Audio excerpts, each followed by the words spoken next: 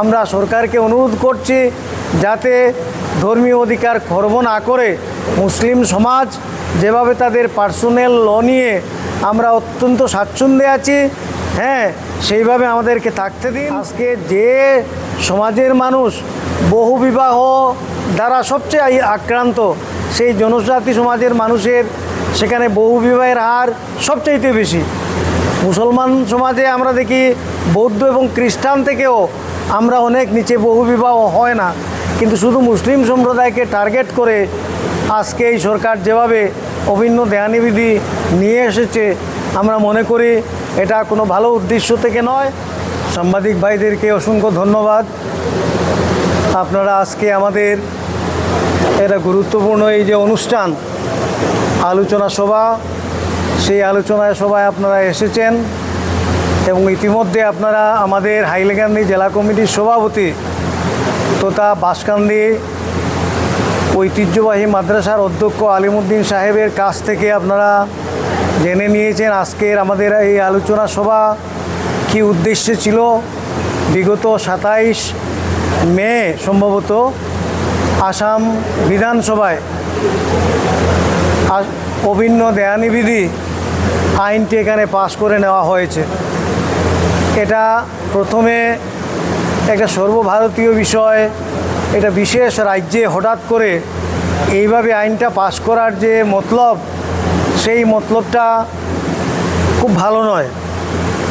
কারণ আমরা ভারতবর্ষ একটি গণতান্ত্রিক রাষ্ট্র এবং আমাদের সংবিধানটাই হচ্ছে মূল guiding principle, fundamental law of the land. সেখানে ধর্মীয় অধিকারকে মৌলিক অধিকার হিসেবে ঘোষণা করা হয়েছে, কিন্তু আজকে অভিন্ন দেয়ানিবিধির নামে আমাদের সেই অধিকার থেকে বঞ্চিত করার একটা ষড়যন্ত্র এখানে হচ্ছে। শুধু তাই নয়, অভিন্ন দেয়ানিবিধির যে খসড়া আমরা দেখেছি, এটা আইনে পরিণত হয়নি। সেটা আদ্যান্ত পাঠ করে আমরা যেভাবে বুঝতে পেরেছি, এতে আমরা নানা ধরনের অসুবিধার সম্মুখীন হতে হবে আমাদেরকে। আজকে কোর্টের শরণাপন্ন হতে হবে যে কোনো বিষয়ে। স্বামী স্ত্রীর মধ্যে ঝগড়া লাগলে, বিবাহ বিচ্ছেদ, সকল ক্ষেত্রে কোর্টের উপর এমনভাবে কোর্টকে জড়িয়ে দেওয়া হয়েছে যে এখন বেশিরভাগ দম্পতি শুধু কোর্টে যাওয়া আসা করতে করতে ওদের জীবন শেষ হয়ে যাবে।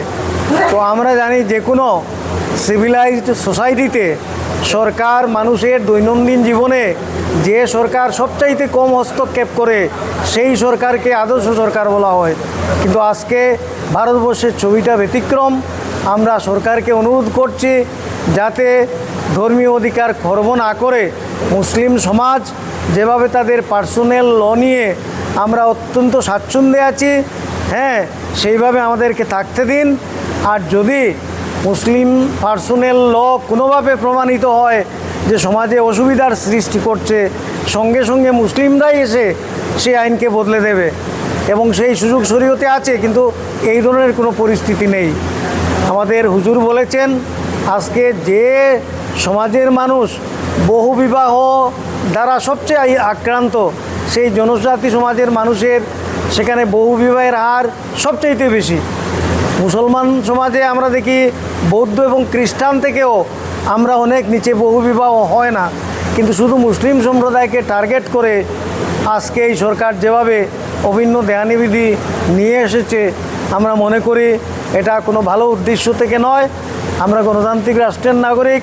আজকে এই আলোচনা সভায় আমরা সিদ্ধান্ত নিয়েছি, ইতিমধ্যে আমাদের রাজ্যপালের কাছে মেমোরেন্ডাম দেওয়া হয়েছে, এখন আমরা প্রেসিডেন্টের কাছে দেব এবং পরবর্তী পর্যায়ে রাজ্যিক স্তরে রাজ্যের সমস্ত নিরপেক্ষ মানুষ যারা আছে, সব সম্প্রদায়ের মানুষকে সঙ্গে নিয়ে, আজকে আমাদের প্রধান অতিথি ছিলেন তপোধীর ভট্টাচার্য।